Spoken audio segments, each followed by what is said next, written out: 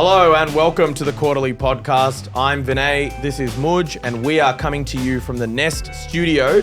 And I tell you what, it was an action-packed round zero that we saw. And there's plenty more where that came from, Woodgy boy. Vinny, it's a pleasure to be here with you, mate. And firstly, I'm just glad we got through that introduction because that was like our third take. But no, good to be here, mate.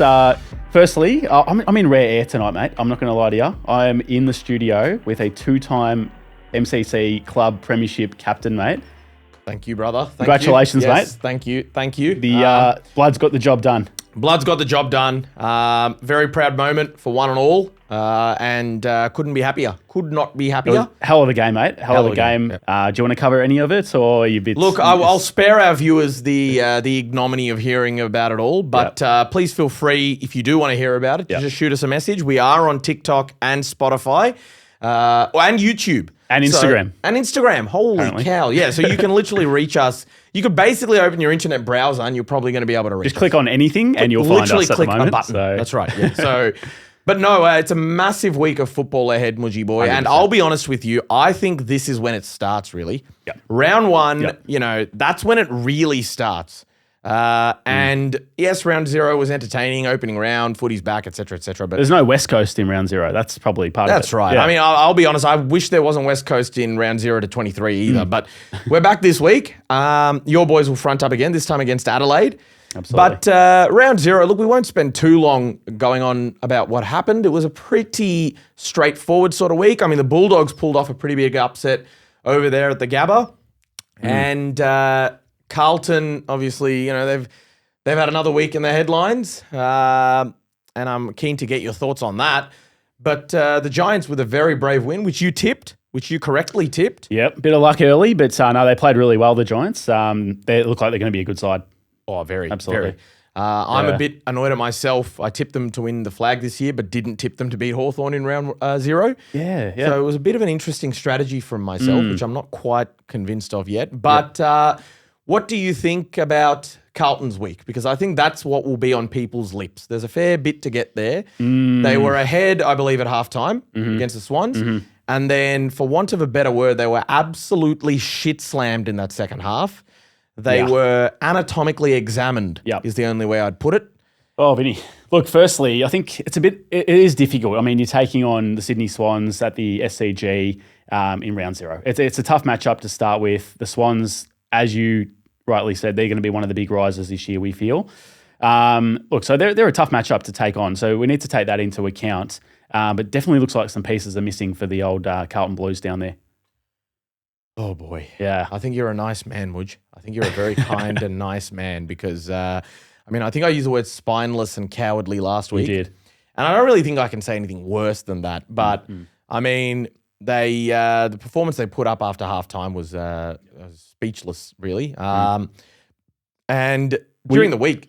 You were expecting differently? You did tip Sydney. To be honest, I was surprised Carlton stayed with them for a half. The first half, they were actually okay, I felt.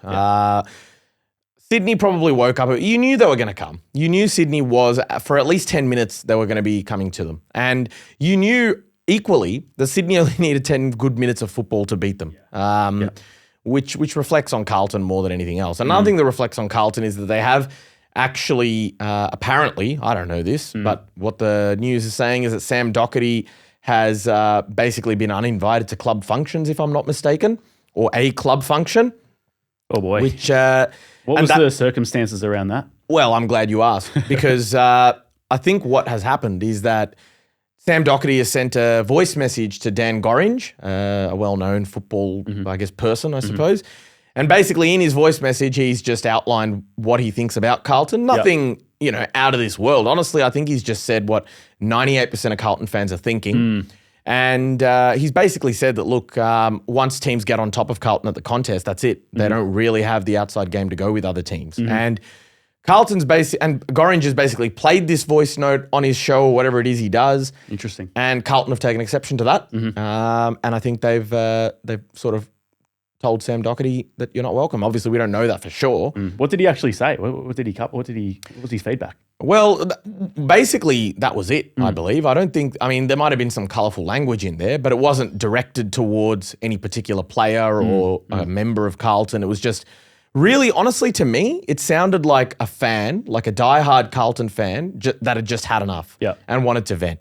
And Doherty, you'd have to say, he's a diehard Carlton. I mean, he fought through, one of the worst illnesses there is for that club. Absolutely. And you'd think that if anyone has earned the right to have a say, whether that's a critical take or a positive take, it would be him. So Carlton, allegedly saying, hey, we don't like that you did that. To me, I mean, I'll go back to the cowardly and spineless comment, but that's pretty much vindicated, I would say. It's an interesting decision, isn't it? Because if they had have just left it and maybe not banned him for this particular event, perhaps it just would have been a bit of water under the bridge. Absolutely. I think so. I think they've drawn attention to it inadvertently. It's become bigger than Ben Hur now. Oh, yeah, big time. And that was big. But Michael Voss in his press conference today just said, I'm not really, I don't pay attention to that. I've got other things to worry about. Okay, fair enough. Yeah. But they've put him in a bit of a shit spot too, in my opinion, the club, because he's obviously going to get questions about it now, right? And he's already thinking, what am I going to do about Thursday night against the Tigers? So, I guess that's our views on the Carlton thing. And I guess a lot of the players that are still on the list played with Doc, and they've heard this from him. So, do you reckon that's going to have any impact on them in this next game? Maybe. If a player is proud about the way that they play, you'd surely think, we need to be better and we need to prove this person wrong, regardless of whether he's a former teammate or a fan or whatever. Yeah. And you don't have to be Einstein to realise they're not playing very good footy. No. It's not. He hasn't said anything this isn't to a shock. Stream, so. Surely this is not a shock. And that's what surprises me. Carlton has reacted like, how could you say that? That is unbelievable. Yeah. You're out of line, You're Doc. out of line, Doc. Stay outside. But that's what shocks me. To be honest, I actually think that feedback from previous players, a lot of the time it can be of extreme use. Yep. You're hearing from these guys that have been on the inner sanctum. There's some frustration there, obviously, from his playing days. So that's coming out now. But, I don't think there's sort of too much to it. Nah, I don't think so. Carlton probably made a bit of it. But tell you what, big game for them Thursday night against the boys from Tiger Town, who will make their first appearance for season 2026. They'll be without Josh Smiley, Taj Houghton, and a host of other young sort of up-and-comers. But the word is that Noah Bolter will obviously play, and Nick Vlosten is apparently going to be fit to play as well. Okay. So those are two massive ins in terms of the seniority and experience in that lineup. It's a very interesting game, this one. Should we cover our tips now as we sort of make our way through it, do you think? Or I think the present is as good a time as any. Would you, boy? I like that. Look, it's a really tough game, this one. It's at the MCG. I just don't know where to go with this one. I'm going to be completely honest with you. The Tiger Army, they're usually up and about early. What are you thinking? What are your thoughts? Look, again, Carlton played a half of good football. Believe it or not, Richmond and Carlton, their clashes over the past few seasons have actually been closer than not. Richmond won in round one last year. And I think a couple of seasons ago there was a draw as well, if I'm not mistaken. So they're actually, it's always pretty fiercely contested. Carlton coming back from Sydney, it's not really a big road trip, I suppose, so I don't expect there to be any major fatigue. It's early in the season as well. It's early in the season. They'll lose Adam Sard, and Michael Voss has already confirmed that I think Lockie Cowan is the one that's likely to come in. But look, I'll be honest with you, I'm going to tip Richmond here, and that's going back to what I said last week. Until the Carlton Football Club gives me reason to have any vote of confidence in them, absolutely, yeah. The only team I'd back them to beat right now is West Coast. That's it. I don't think they've earned the right to be able to say we should be favourites against any other team. They're just not a good football team right now. And I think Richmond, as we saw last year, they may be young, they may be inexperienced, but they play with a lot of heart. They will take it up. And most games they played last year, they were in the game. I mean, the margins, if you look at them after the game, you think, they got blown out. But for most of the game, they were with them. And we've already seen that Carlton can't play 4 quarters or even 3 quarters. So I'm going to back the Tigers. That is a big call, mate. I think you've fallen 2 behind in the tipping after round 0. So you're trying to play catch up already. It sounds like. No, I don't mind that tip from you. Vinny, apologies, mate. I'm actually just getting a phone call. I've got a connection down at the Carlton Footy Club. So I'm just going to get a call from an ex-player down there to see if we can. What was the club listening to? What was the president about ambitions to play finals, to keep calm. All right. How can we keep Thank you calm? for. Sorry about that, mate. Just another disgruntled ex-player. I'll let that one just. that's it just Six Kernahan, slide. was it? Yeah. Well, I'm gonna put that on silent. Sorry to our producer, mate. I'm gonna go the Blues. I think it will be tight early for the first sort of maybe the first half. Yep. But I think Carlton probably just got enough experience to get them across the line with Cripper in the midfield especially. So cool. I'll go the Blues. Love it. But I don't think it'll be overly convincing. Yep. Fair enough. It's in true Carlton fashion then, not overly convincing. True. All right. Excellent. All right. Where do we go to from there? Well, that's a great question. Look, I guess we could talk about Friday night footy or yeah. So Friday night. Well, Friday night we got Essendon and Hawthorn. So Essendon's first game of the season, That's right. taking on the Hawks. Yep. Coming off a loss. And they've already named 3 debutants, if you don't mind. They're going to have Dyson Sharp, Max Kondagiannis, and Hussein El Ashkar all suit up in the red and black. And I think it'll be a great contest for the Dons. Hawthorn will be obviously smarting after getting pantsed by a pretty, how do I say, underdone Giant side. I mean, they were missing a lot of key players, but they played incredibly well. Yeah. I mean, the obvious tip is Hawthorn, right? Yeah. But from a perspective of what else there is to watch, it's a young Essendon side that has shown that they can play very exciting football. And when you look at guys like Kako and Nate Caddy, who've now had another preseason in them, and then you're bringing on board some more exciting young talent, I think it'll be quite fun to watch them. Even kids like Zach Johnson looked very impressive in the warm-up game. He's got a very, very good, he's a very good kick. So I'm pretty interested to see how the Bombers go, and I'm interested to see how Zach Merritt goes. That will be interesting. Yep, that's right. So it'll be fun to watch that. And there was a bit of news that came out that Zach Merritt got a present from his teammates. It was a signed Hawthorn jumper. That's a bit of a gag gift, I guess. So, I think it'll be an interesting watch. Is he good mates with some of the fellas down there at Hawthorn off the field? Or Well, it's a good question. I mean, he certainly seems to get dinner invitations quite regularly. But who knows? I mean, there was all that off-season hubbub about whether he'll get there or not. Yep. He's not there. Now he gets to play them, and I'm sure he'll want to have a very, very good game. Yep. Can the Bombers do it? Can it be an upset? No, surely not. I mean, no, I really don't think so. I would be amazed. I mean, Hawthorn Essendon games always have a bit in them, right? Was it last year the Hawks lost the first 5? Or was that a couple of years ago? Good question. I don't think it was last year. Might have been a couple of years ago, and they sort of came good from there. Came back, late season surge. Hawthorn Essendon games, since line in the sand have always been a bit, Well, that's right. Yeah, that line in the sand game. Yeah. But I'm going with Hawthorn, I think. And I bet you are too. Yeah, I think I'll stick with the same. I think they're a good side. They should rebound. I thought last week that obviously Collingwood went up to the Giants stadium last year and got a 70-point loss, which was extremely difficult. And I thought the same would happen. But I think they'll rebound at the MCG going into this week. Well said, Maggie. Yeah.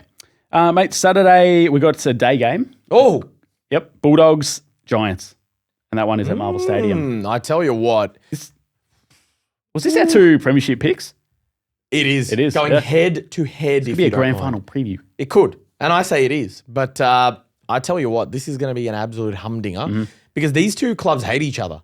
There's a lot of history. Toby Green yanking Bont's hair. Toby Green belting someone else. The prelim final loss. The prelim 2016 to the Giants. And, there's also a lot of connection between the clubs. Callan Ward becoming sort of an inaugural Giant and kicking their first ever goal. He was drafted by the Bulldogs, obviously. So there's a fair bit in there. But look, I think this will be an incredible game. Obviously, we didn't tip the Dogs to beat Brisbane. Callan Ward Cup. The Ryan Griffin Cup. Jake Stringer Cup. Oh, I think that's checkmate. The Dylan Addison Cup. I'll step aside. That's impressive. But look, I think it'll be a humdinger. I tipped against the Giants last week, and as I say, they're my premiership pick. But I do think that they will be better later in the season. Right. And we've seen them historically get big wins, and then the very next week fail to follow it up, especially when they're playing away. And I think the Bulldogs' home game Yeah, I can't tip against them, to be honest. Again, my heart wants the Giants to win because I love what they're doing over there, but I think the Dogs probably get it. And I think they'll stretch the Giants' defense a lot more than what Hawthorn did, especially with Sam Darcy and Aaron Norton up there. Yep. So, yeah, without Sam Taylor, it's going to be very hard to contain those two. Will be. Yeah, look, I tend to agree. I think mainly because it's at Marvel Stadium, I think the Dogs will get the job done. But yeah, it'll be a very good matchup. Looking forward to it, that one. Absolutely. And another thing I wanted to say is that I think that one of the key areas the Giants got on top of Hawthorn was the midfield. Yep. Clayton Oliver was incredible with 19 contested possessions and led the game for ground ball gets as well, which has been an area He looks of fresh, struggle. doesn't he? He looks so good. Yeah. He looks so happy. Yep. And the Hawks midfield, I'll be honest with you, I wouldn't say they're a very good group. Without Will Day in there, they look like they're lacking. Jai Newcomb is really the only one in there that really seems like he'd be at the level, to be perfectly blunt with you. The Bulldogs are the exact opposite. Exact opposite. They have got A-grade midfielders coming out the wazoo, right? So it's one thing to go up against Josh Ward and Connor McDonald and then go to Bontempelli, Ed Richards, Tom Liberatore the very next week. So, Okay. No, good tip. Good tip. I would agree with you on that one. So then we go into a twilight game. We've got Geelong playing the Freo Dockers, and that one is down at the old Cattery. Oh, boy. Well, what do you think, Woody? The Freo Dockers will come in for their first game, travelling all the way across the country to head down the highway to Geelong. Well, I'll say one thing. If they can pull this off, it will be a great start to what hopefully for them is a very competitive year where maybe they can play in the grand final. So they've got that to play for, but I just think it's a really hard place to win down there, especially coming across from Western Australia. Not sure that they get to play there too often, maybe once a season. I think the Cats are just too strong, mate, down there. Okay. Yep. Excellent. I'm going to go with Freo. And again, I know I'm behind in the tipping. I do need to catch up, but I do also genuinely think the Dockers get this because I'm not big on the Cats. Home or away, I just don't think they're that threatening a proposition this year. And a lot of the players that historically have been very, very good for them just don't look like they're going to be at that level this year. And their younger players have not improved to the standard required. So what's happened is that there's this sort of chasm, if you will. And I think that the Dockers are primed for a pretty big year. You put the blowtorch on Justin Longmuir last week, rightly so, I felt. And what better way to kick off his year than to deliver his fans a win against, one of the most successful home sides of all time. And they'll have a few new additions. Do you think Mason Cox probably plays round one, does he? Or Well, apparently Sean Darcy is fit. And so if Darcy is fit, he will play ahead of Mason Cox. With Luke Jackson as well. So apparently that's the case. Judd McVie will make his Dockers debut, you'd expect, coming across from Melbourne. I think the Dockers probably, in my view, get this done. I think they win the midfield battle. And I think they've played okay at the Cattery in recent times, I think. So, Yep. I like that. It's a good tip. Then we got Saturday night footy. We've got the Sydney Swans taking on the Brisbane Lions. That is going to be an absolute humdinger, my friend. Very good. The Sydney Swans and the Lions. Yeah. Jeez. And they were red hot the other night, the Sydney Swans. They were. Oh, boy, were they. In that second half, they came to life. Their first half was poor. And Brisbane were a bit the opposite, weren't they? They were really good for 3 quarters and then something happened. Fell away. The wheels came off. Bulldogs kicked 7-1 in that final quarter. So I think, oh, boy, this is a tough one. I don't see the reigning premiers losing 2 in a row. And I wasn't too convinced by Sydney's first half. I think teams like Brisbane will put you away. If you're off for that long, you'll get put away, I think. They do have some omissions. Harris Andrews is out for 3 weeks, I think. Yep. What did you make of that particular incident? Is the only noise I can use to describe it. Look, I don't know. Some people have said it was probably an accident. He was sort of putting his arm out to stop who was it? Arthur Jones from contesting the ball. Others say he knew he was there and threw the elbow. I think it's been pretty clear for a couple of years now, right? That the result determines what happens. Yeah. He's concussed, missed the rest of the game. Have a holiday, Harris. Is it 3 weeks? It is 3, I believe, yes. And they'll also miss Zach Bailey and Darcy Gardner. So, oh boy. The Gardner incident was strange, wasn't it? he sort He of, was. yeah, Very, Yeah. very. So bit of frustration. I think so, yeah. Yeah. So that's 3 outs. Yeah. But even still, I think they've got the depth, as good a depth as anyone in the league. So I think they're going to win. Yeah, wow. I'm actually going to go the Swans. Oh, I think they're going to be baby. red hot to start this season. And geez, Kerno looks fit. He and looks if scary. they can get him the ball, I think the issue, the SCG, is it a smaller ground? Like it is. When I watch, it looks more congested coming through the midfield. It seems like you can get it from defence up forward really quickly. Yep. But I think if they can get it in his hands anywhere sort of around that sort of 60, 65 metre mark, he can just wheel around, and there's going to be a game where he kicks 5 or 6, and more, this might be it. Yeah, I don't mind that call from you. I think Kerno is lethal, and Harris Andrews going out at a bad time. Absolutely. Yep. So a lot of work to be done there to keep him quiet. What I did like with Charlie the other day was because he's always been just, that. Well, I haven't watched him his whole career every single game, but it seems to me like his role is to sort of kick bags of goals. Yep. But what we saw the other day was he was just more of a regular player. He was just contributing. He was setting up things, doing a lot of 1%ers, throwing his body around, and he also kicked some goals just because he's such a good player. So I think he played a more all-round game, and he's a terrific addition. Oh, yeah, absolutely. And he's another one that looks happy at the moment. Does, yeah. You can see with Petrarca, Oliver, and him, they seem happier and they're playing better. So Which is great to see. Yeah. Absolutely great to see. Absolutely. I think that's a very fair call. Yep. All right, then we move on to Collingwood and Adelaide, and that's at the MCG. Rematch of last year's prelim final. Yeah, I think this will be a really tense one. Yep. Adelaide have said that Riley Thilthorpe is fit and likely to play, so that's good for them. Good news. This is a really tricky one, Odgie boy. It is. And I am going to go to you and say you're going to have to call this one first because I'm really tussling with myself here. Yeah, it's a tricky one. I think, obviously, Collingwood, they play the MCG really well. They played very well against St Kilda, I thought, the other day as well. I think there'll be a lot more attention that goes into Nick Dacos through the middle from Adelaide for sure. Yep. I'm actually going to go for Adelaide in a very close game. I just think I wasn't overly thrilled with Collingwood's defence the other day. I know they kept St Kilda to a low total of like 11 goals or something like that. But I just think that St Kilda were very sloppy going inside 50. And there was a lot of times, I think, is it Wilson up there? Darcy Wilson. Yeah, he might have kicked two or three behinds, kicked a couple on the full, dropped a couple of marks off his chest. Cooper Sharman. Yeah, he dropped a few. They shanked a couple of set shots from sort of 20 metres out straight in front. I saw that. Yep. So I think there was a lot of inside 50s from Collingwood as well. So I think Adelaide are a better side than St Kilda. And I'm going to tip the Crows to make the Maggies 1-1 on the season.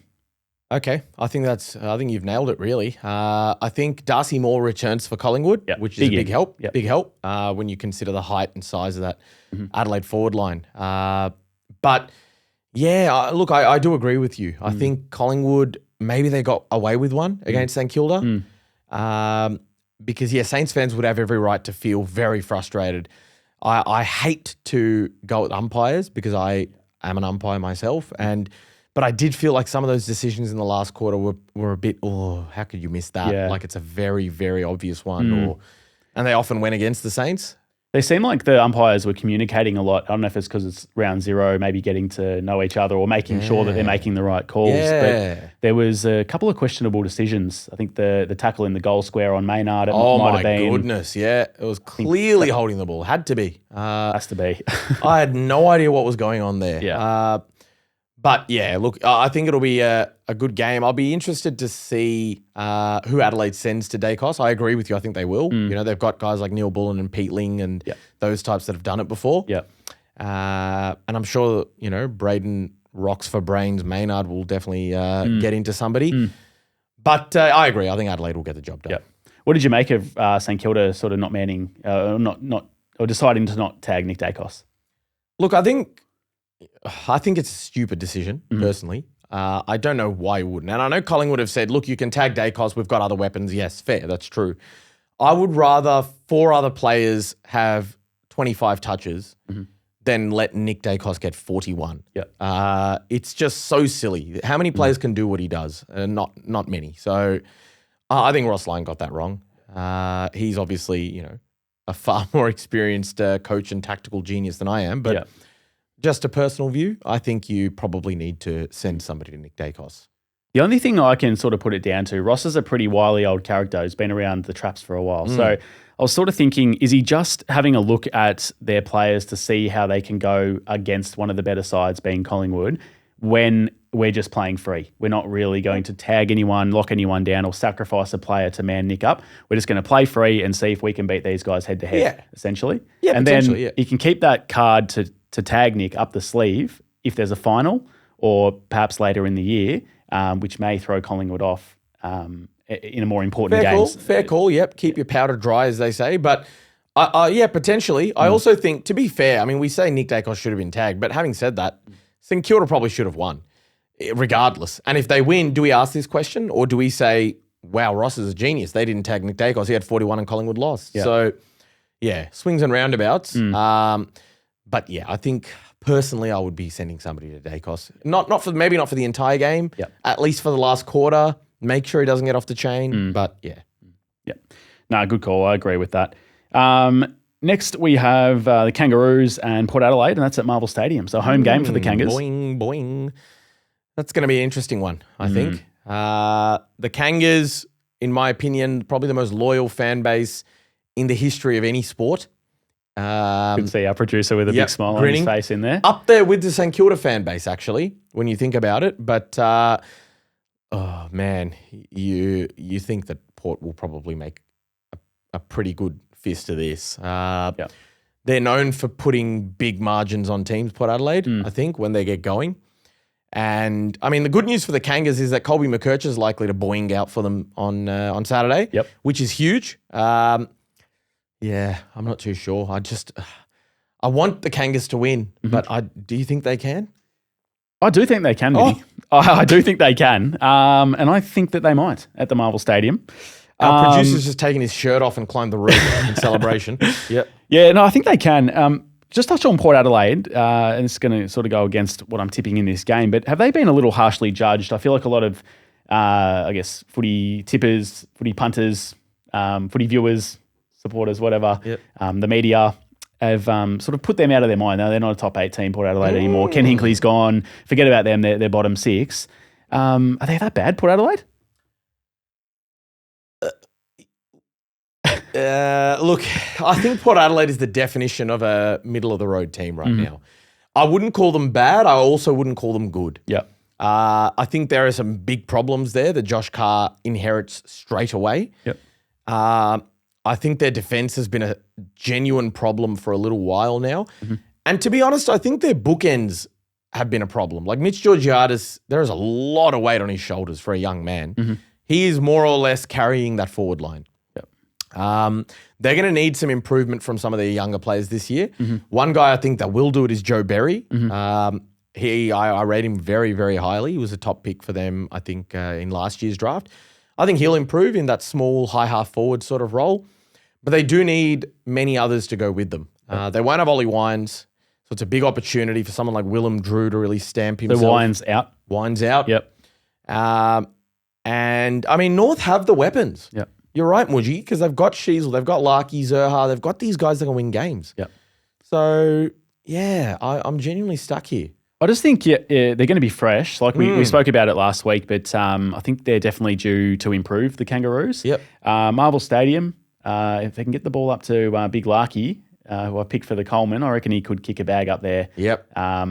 Just need someone to do a job on Aaliyah and just sort of keep him out of that. Yeah. And, I think Toby Pink might be the one. Oh, Pinky. Yeah. Yep. Get him up there and play a role on Aaliyah or something, a bit like the Frampton role in the grand final. But, I think Larky might kick a few and the Kangas can get up. Okay, excellent. I think I love that tip. Yep. And look, I'm going to go with Port Adelaide. I just think they still have enough quality to be better than sides like the Kangaroos, especially when they're fresh. And it's I think it'll be a close game. Definitely will be a very close game. Yeah. I think Port just love it. So we got Melbourne and St Kilda at the MCG for our next game. Excellent. Okay. Well, this will be an interesting one. I mean, Melbourne and St Kilda have been known to have some close clashes over the years. And I mean, yeah, I think the Saints are going to win. Yep. I do expect Melbourne to have a growth year, for want of a better word. Mm-hmm. I think we'll see some exciting new talents take the field, like Latrell Pickett. Your man. That's right, Yep. Latrell. And I think, it'll be an exciting year for Melbourne fans. I mean, as long as you go in with the right mentality. If you go in thinking they're going to pants teams, you're going to be very upset. But if you go in thinking Latrell's going to burn a trail behind him and leave 7 defenders eating dust while he sends one into row 27 on level 3 of the G, then you are going to have the best time of your life. But outside of Latrell, there are also other players for Melbourne. And no, I mean, Yeah. they'll have a growth year. Harvey Langford, Caleb Windsor, Xavier Lindsay, Blake Howes, like all these guys are young. They're coming through. They're going to be the future of the club. Jacob Van Rooyen, another one who's young and has a lot of pressure on his shoulders. Brody Myercheck is going to make his debut for Melbourne. Yep. So Brody's in this week. Brody's in. Yep. And Bailey Fritsch apparently is fit. So is Jai Cully, who, if people remember, was picked up by Melbourne after he was delisted by West Coast. So they've got some unique talents there. And I think it'll be really fun to watch them under Stephen King. Do I think they'll win? Absolutely not. I think St Kilda will get this done. Yep. Yeah, look, it can be an exciting year for like you say, for the Melbourne fans. I think, securing a premiership in 2021 obviously is a good thing. But when you dip, you don't mind dipping hard sometimes, and then seeing these kids come through, and it can be an exciting time. So if I was a Melbourne fan, I'd actually be looking forward to this game. And like you say, even if they go down, you just want to see glimpses. You want to see glimpses. You want to see some of the young kids sort of pushing up and seeing that next wave of guys that are going to attack for a premiership. So, but yeah, I'd agree with you. I think the Saints probably bounce back, and let's be honest, if they want to play finals, this is just a must-win game. It's simple as that. Absolutely. It's at the MCG. You've, arguably should have won the game against the Pies. It's time to get a win now against the D's. So I'll go for the Saints as well, mate. Agreed. We finish off the round. Your boys taking on the Suns. West Coast Eagles. Mate, and that is in the Gold Coast. Yeah. Thoughts? Jeez, this is going to be messy. I think we're Welcome back. I think we're looking at some real dark days here, Mudgy boy. These are the silent hours, my friend. Yeah. Yep. I think by the time slot probably says it all. 6:10 p.m. on a Sunday. Yeah. Yeah. Not late enough, in my opinion. Yeah. I'd probably schedule it maybe at like midnight or something. But look, the Suns there is absolutely no reason to think that the Suns will not mutilate the Eagles here. Yep. And it hurts me to say. Yep. It's going to be a growth year for the Eagles too. And as an Eagles fan, we should all be looking forward to viewing, guys like Willem Dersma, another year in Harley Reid, who looks in unbelievable shape, mind you. And I think it'll be another year where we look at guys like Job Shanahan and see development. Josh Lindsay looks really exciting off half back. But it's going to be a painful one. Yep. Gold Coast made a mess of Geelong in their conditions. So you can only imagine what they're going to do to West Coast. Yeah. And sometimes people say, but this team hasn't played, so they're fresh. It can also not be a good thing. Sometimes it's better to have a game under your belt and understand what match fitness is again, rather than coming in off absolutely nothing. And we know for a fact that West Coast is a young side that had trouble running out games as it was. Mm-hmm. So to come in against a match-hardened Gold Coast, who I think are going to put up some video game numbers this year. It's going to be a real sort of massacre up there, unfortunately. Yeah, absolutely. So Gold Coast, guess how many times they've won by over 100 points in their time? I'm going to say never. That is correct. And I think as we sit here next week, it might be 1. Yep.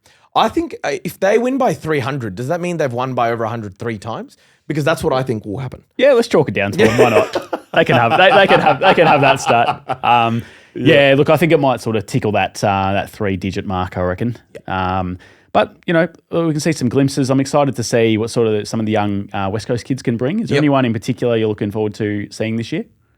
Look, I'm really excited. Unfortunately, he plays as a forward, so we probably won't actually get to see him that much. But Job Shanahan is very exciting. Yep. I think he's an absolute jet. He ended up slipping all the way to the second round, middle of the second round in the draft. And he's just elite. The fact that he kicked any goals at all and took any marks at all is in that forward line is a testament to his skill. And I think he'll be a really good player for the Eagles. I'm really excited to see him. And, of course, I'm excited to see this year's sort of crop, Willem Dersma, Cooper Duff-Tytler. Will he debut, Dersma? I would think so. Yeah. I would think that all of Dersma, Duff-Tytler, and Lindsay will debut. And it'll be really exciting to watch all three of them and see how they go. I think Harley Reid's probably due to take some big strides this season as well. Would you agree with that? Absolutely. Yeah. Absolutely. He's got the big money deal. Yeah.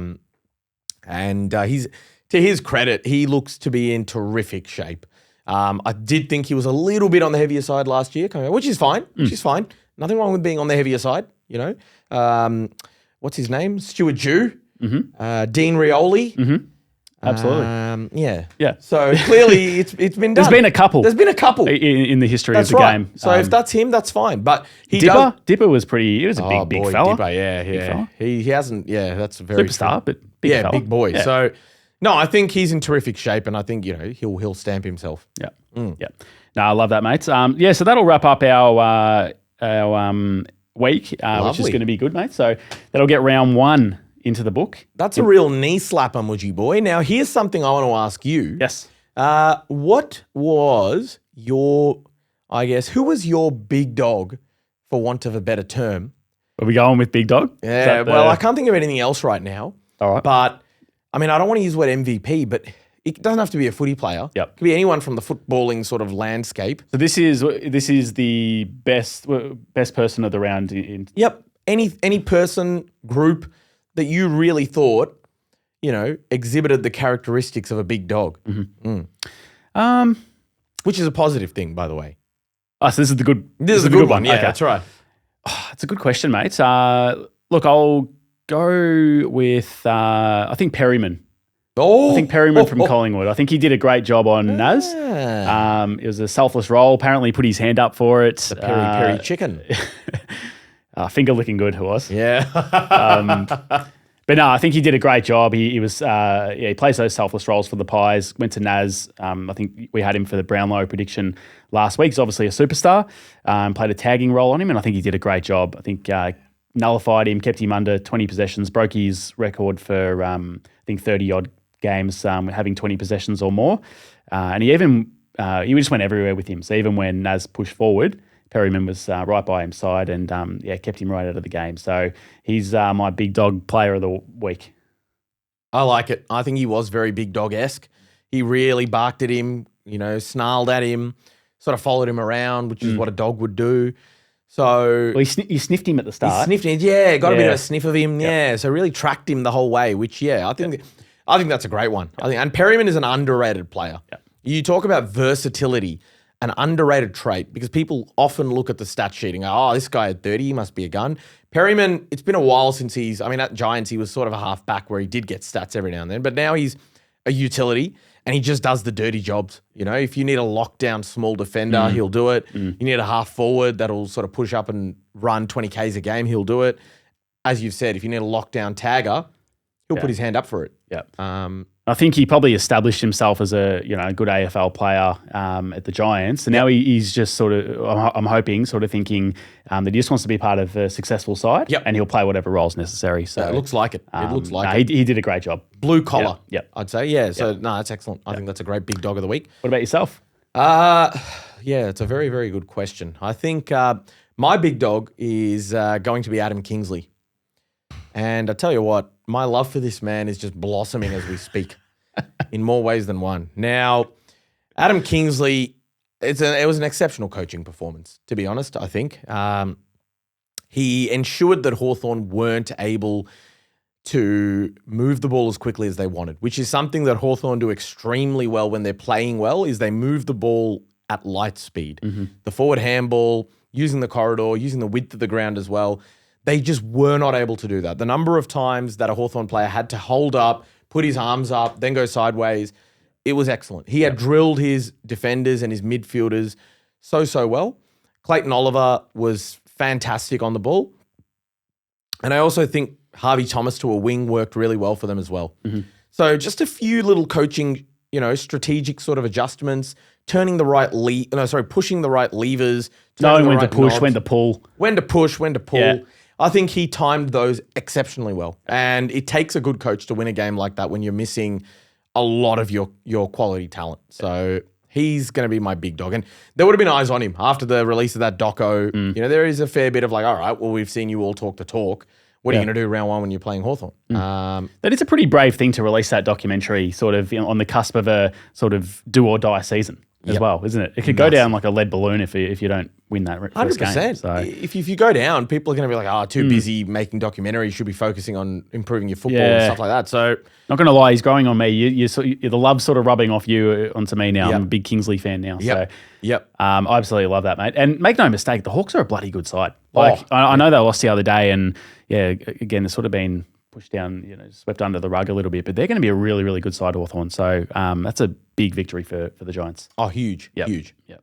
No, I love that. So that's big dog of the week, is it? That's right. That's our big dogs. They're barking happily. Yep. And I guess the flip side of that, Mudgy boy, is the torch of the week.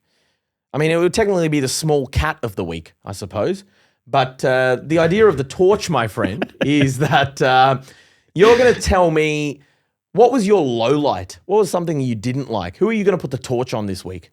Jesus. A team, a person, a club. Well, I guess a club and a team are pretty interchangeable. Something in the footballing landscape. Now, I'll go first here. Yeah. Because I have a real bugbear. We've already touched on it a little bit. But with the Carlton Football Club. Is it personal? Is this personal? I tell you what, it wasn't until they told Sam Docherty he's not welcome. Wow. Yep. He's one of the most beloved figures, and rightly so, in the entire footballing landscape. You will not find a single person with a bad word to say about Sam Docherty and what he did for the club, how much he put in. And my heart goes out to Docherty I say this not knowing for certain, that Carlton has actually said, hey, you're not welcome at the club or something like that. The news reports are that there was an event that Carlton had that Docherty was initially invited to, and he's now been uninvited to it. Right? That's all we know. And if that is true, then that is very, very disgraceful, in my opinion, because you're basically saying, hey, you played this many games for us. You overcame one of the worst illnesses there is just for us. He was a key founding member of the Peter McCallum Cup when Carlton play Collingwood, and the proceeds go to cancer research. And for them to let one thing, which is not even that bad in my opinion, even if he said they're a bunch of shit-eating maniacs that suck at football, I think it would have been very, very valid. He didn't even say that. So for them to turn their back on him like that and say, you're not welcome, mate, because you said that, that is as low as it gets, in my opinion. They were lacking ability last week, but you know what they're lacking now? That's what they're lacking now. And for those who are listening on Spotify, I'm just tapping my chest here, indicating that they're lacking heart. Because that is... I thought you were going to say T-shirts, and I wasn't quite sure. Well, they may be lacking T-shirts as well. It could be a problem. But it's a real horrible, horrible way to start the year. And if I was a Carlton fan, I'd be feeling pretty annoyed about that. I'd be saying, which dickhead said that Doc is not invited to the club event?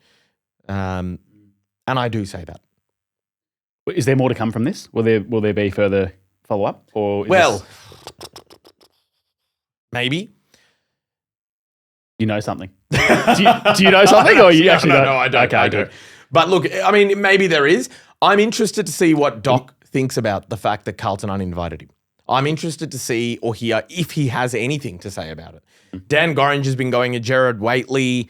I think he called him an old man, maybe a moron, something like that. And he also had a crack at Lee Matthews and Matthew Lloyd, who were all scathing of Daniel Gorringe.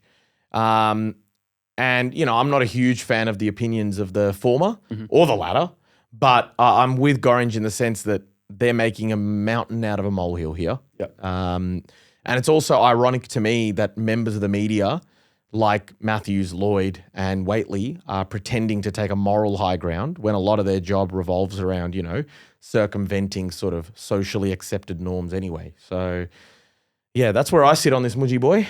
Strong words, Vinny. Strong words, mate. Strong words.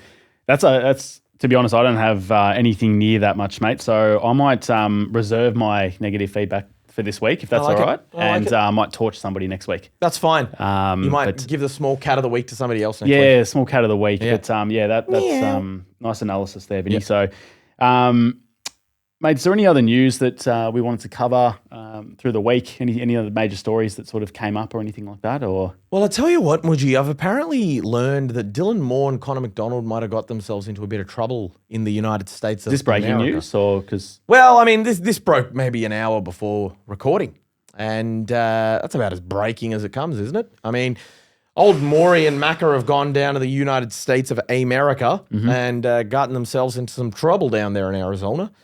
And apparently they got arrested. And as a result of that, Dylan Moore lost his leadership spot. Now, I don't know what happened. I'm sure it'll come out at some point. But that's a pretty explosive bit of a news story. And we're seeing that more and more, aren't we? Players that sort of getting in trouble for off-season exploits. I think the allegations are something around that they may have been drug affected or alcohol affected and they've entered somewhere where they shouldn't, essentially. And then they've been arrested for a trespass or whatever the case may be. And it sort of flowed from there. So not ideal, not ideal. It's always tough during footy trips though, isn't it? Especially for these high profile players. But yeah, I'm sure we'll hear about that in the next sort of couple of weeks or next couple of hours maybe. When we finish this, we can see what the go is. But do you think that's going to have any impact on the Hawks for the season? No way. No way. These things are so small these days. It feels like you hear one of these every week. Oh, X and Y and Z went to a cafe and, I don't know, got drunk and bashed each other. Like, it's unfortunate, but these things happen. It's not going to affect their footballing. No way. Good call. Look, it'll be interesting to see what happens with that going forward. But, I don't think it'll have too much of an impact either. Okay. I think the club, they've probably, because this was in pre-season, so it would have been a couple of months ago already. Yep.